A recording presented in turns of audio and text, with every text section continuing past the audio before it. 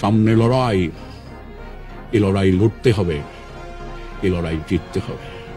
এআইতে recently একটা video বামফ্রন্ট থেকে ছাড়া হয়েছে, যেখানে দেখা যাচ্ছে যে বুদ্ধদেব ভট্টাচার্য এআইয়ের মাধ্যমে বক্তব্য দিয়েছেন। সেই ভিডিও আপনি নিশ্চয়ই দেখেছেন। মানে এত দিন পর টেকনোলজির ব্যবহার করলো বামফ্রন্ট বলা যেতে পারে, কারণ অন্য কোনো দল এই রকম টেকনোলজি ব্যবহার করে বক্তৃতা বা কোনো ভাষণ, যিনি এখন অসুস্থ রয়েছেন তার ভাষণ দেখা গেল। কেমন দেখছেন? এটা খুব ভালো হয়েছে বলে আমার মনে হয়নি। তার থেকে অসুস্থ অবস্থায় তার সেই কণ্ঠস্বর যদি আনতে পারতো তাতে ওদের ভালো বেশি হতো বলে আমার মনে হয়। এগুলো একজন জীবিত মানুষ, তাকে নিয়ে এরকম যান্ত্রিকভাবে হাজির করা, এটা ঠিক এখনো পর্যন্ত তো মানুষ অভ্যস্ত হয়নি। মানুষের কিভাবে এটা নেবেন আমি বুঝতে পারছি না। ওরা নিশ্চয়ই ভেবেচিন্তে করেছেন। তবে আমার মনে হয় যে কণ্ঠস্বর কিছু অসুবিধা হলেও বলতে, যদি কিছু বলাতে পারতেন তাহলে লাভ হতো। তিনি বললেন যে কারণ একটা ব্যাপার হচ্ছে, যতই এগুলো যা করুক, এটা ওরা ভেবেছে কিনা জানি না, একজন লোক জীবিত আছেন, তিনি নিজে কিছু বলছেন, এটা এক জিনিস। আর সে লোকের কে একটা পুতুল বানিয়ে তার মারফতে বলানো, তার মানে সেই কথাগুলো তো সেই লোকটা নাও বলতে পারে। এটা এখানে ওরা করেছে, ওদের পার্টি লিডার পার্টির থেকে করেছে, চলে যাবে, এটা কোনো কন্টেস্ট হবে না। কিন্তু এটা তো কোথাও গিয়ে কন্টেস্ট হতে পারে যে একটা লোকের প্রতিকৃতি বানিয়ে তাকে দিয়ে তুমি কতগুলো কথা বলাচ্ছ, তাহলে সেই লোকটা সেই কথাগুলো বলছে কি না আদৌ।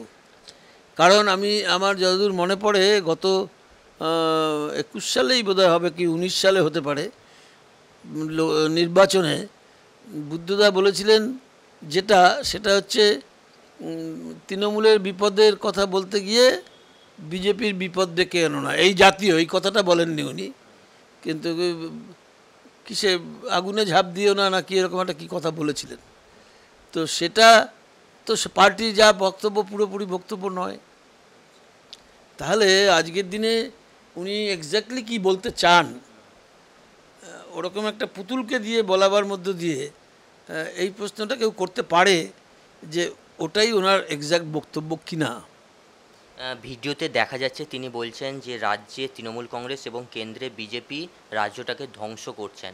যেটা তিনি স্বপ্নে ভেবেছিলেন সেটা এই তৃণমূল কংগ্রেস রাজ্যে ঢুকতে দেয়নি বা হতে দেয়নি, এইরকমও বক্তব্য তিনি সেই ভিডিওতে দিয়েছেন। কথা উনি বলতে পারেন, কিন্তু উনি এখন ভোটের সময় এই কথাটাই বলতে চান কি না। একই কথা তো বলার সময় থাকে, তো এই সময় এটা বলাতে বিজেপির সাহায্য হবে কি না, সুবিধা হবে কি না, এগুলো অনেক প্রশ্ন আছে। ফলে এই পদ্ধতিতে এই সময়ে ওনাকে দিয়ে এই বক্তব্য রাখানো, এটা কতটা ঠিক হয়েছে আমি জানি না। ওদের কিছু লাভ হবে কি না, লাভ হলে মনে করলে করেছে। সেই ভিডিওতে একদম শেষে বলা যেতে পারে বুদ্ধদেব ভট্টাচার্য যে বক্তব্য হয়তো ফেমাস রয়েছে, তার মধ্যে একটাই লাইন যে সামনে লড়াই, এ লড়াই লড়তে হবে, এ লড়াই জিততে হবে। এই যে টার্ম বা এই কথা থাকবে, এটা তো কোনো অসুবিধা নেই, কথা তো বলবেই। এটা কেমন দেখছেন? আমি জানি না, আমি পুতুলের মারফত বলানোর ব্যাপারটা আমি পছন্দ করছি না এই ক্ষেত্রে, এরকম ইস্যুতে। কারণ যেটা একটা ডকুমেন্ট হয়ে থাকবে এবং সেটা যিনি সংশ্লিষ্ট ব্যক্তি কি মনে করেন কি বলছেন, আর এটা তো কেউ স্ক্রিপ্ট তৈরি করেছে, করে পুতুলকে সামনে রেখে কথাগুলো কেউ বলেছে, তো তাতে সেটা উনি এটাই বলতেন কি না, সেটা তো এটা দিয়ে প্রতিষ্ঠিত হয় না। ফলে এই পদ্ধতিতে এই প্রশ্নে এই ক্ষেত্রে এইভাবে কথা হাজির করাটা আমি ঠিক সঠিক মনে করছি না। বিভিন্ন বিষয়ে ভিডিও পেতে চ্যানেল হিন্দুস্তানের ইউটিউব চ্যানেল সাবস্ক্রাইব করুন www.youtube.com/channelhindustan।